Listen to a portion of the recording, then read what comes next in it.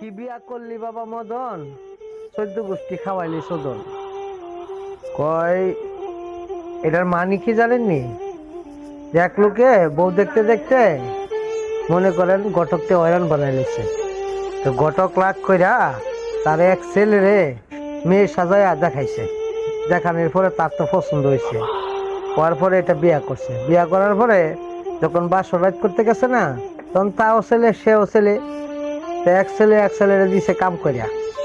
দেওয়ার পরে পরের দিন সকালে উঠে কেমনে করবো যে বউ আমারে কাম করে দিছে, মানে খুব দ্রুত বিষয় টিসা লইয়া 1 সপ্তাহের ভিতরে মনে করেন প্রবাসে আইসা বসছে।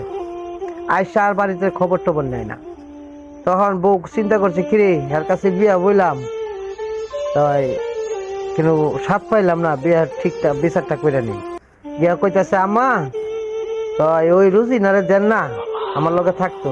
হ্যাঁ ননদরা আর কি দিছে। পরে ননদরে দিছে কাম কইরা, তো ননদ শর্মে কইতারে নাই। পরের দিন কই কি মা আমি যাইতাম না, তুই যা। তো গিয়ে কইছে আমা ও ইয়া রুজিনা যেত যাইতো না, তো আমনি আয়েন। তো হ্যার মা গেছে গেছে পরে দিছে হ্যার মারে ফোন দেয়া। দেওয়ার পরে কইতাছে সকালবেলা উঠটা পুতরে ফোন দিয়া, কি বিয়া কইরা থুয়ে গেলি বাবা মদন, খাওয়াইলি 14 গোষ্ঠী সদন।